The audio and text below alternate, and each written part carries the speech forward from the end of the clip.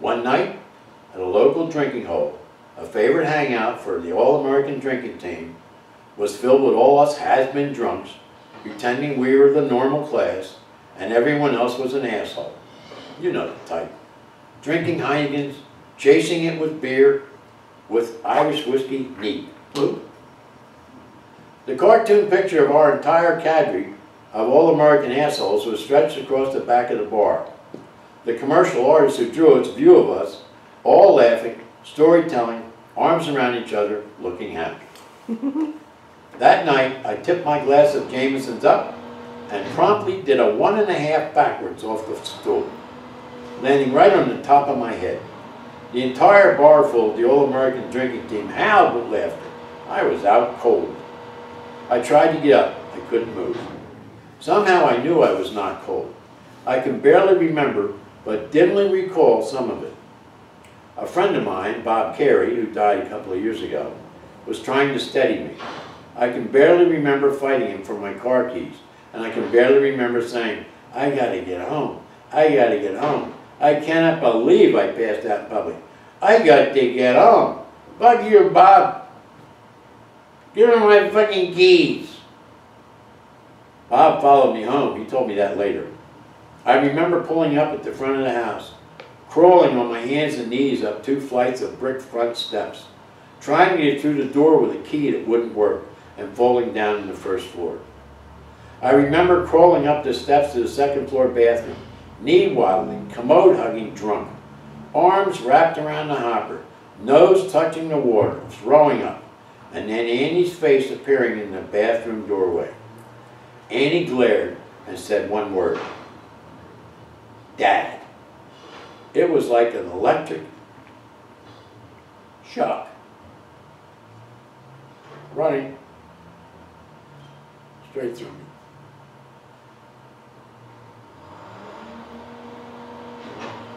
I started crying. "Help me."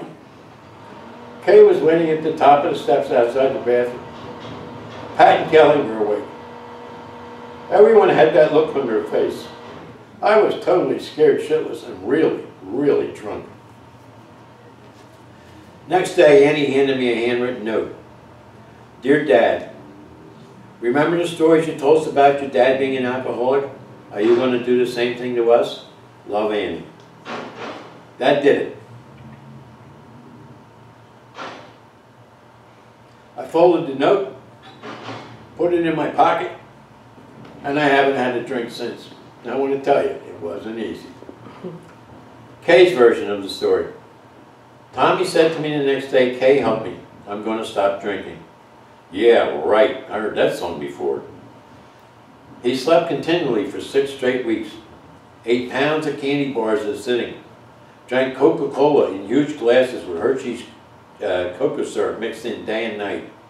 He had the terrible shakes, couldn't even write his own name, refused help from everyone.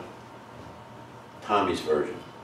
I was too embarrassed to admit I was a drunk and wouldn't attend AA meetings everyone suggested. I lost 20 pounds in spite of all the sugar I was eating. A mutual friend I met during frequent state investigations of the Tom and Jerry plan on behalf of the state auditor's office, who had declared us sloppy but honest, legal and accurate, to the penny, on all the millions we had in all the accounts.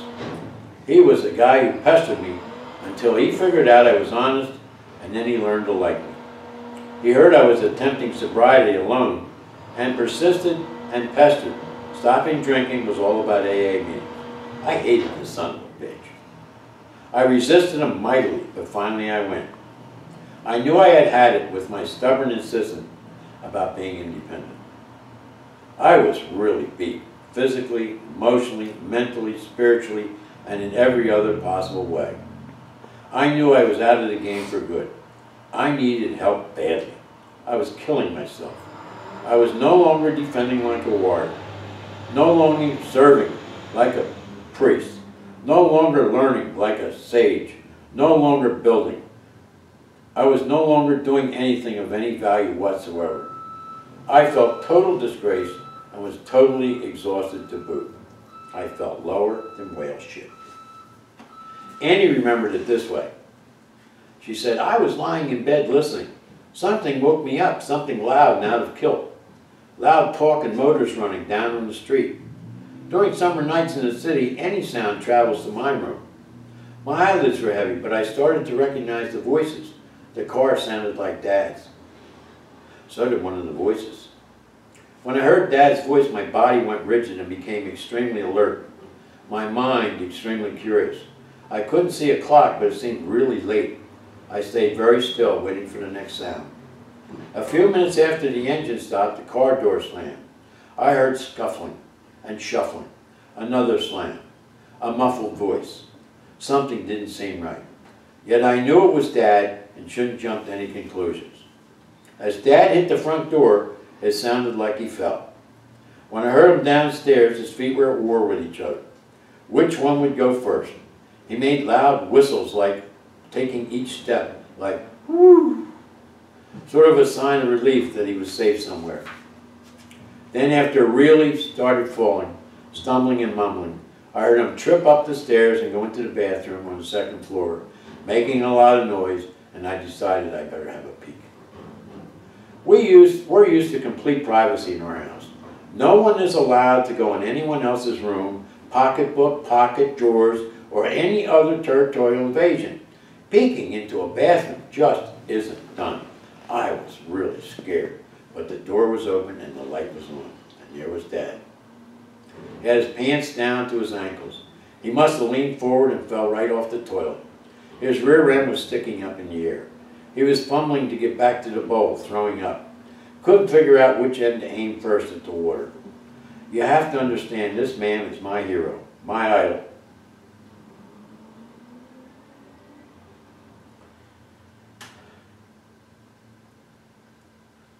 The keeper of my castle. There he was, face down, on the bathroom floor, legs straight, ass as the pinnacle, the highest point, and his arms spread eagle. I walked toward him, scared to death and confused. He was dead weight, but I managed to help him aim into the toilet. He started crying. Mom appeared. She didn't even seem surprised and started shooing me into the room with, "I'll take it from here." I took one last glimpse at Dad and went into my room, closed the door, and cried my heart out. Our protector was helpless. I couldn't sleep. I remembered all the stories about Dad's father.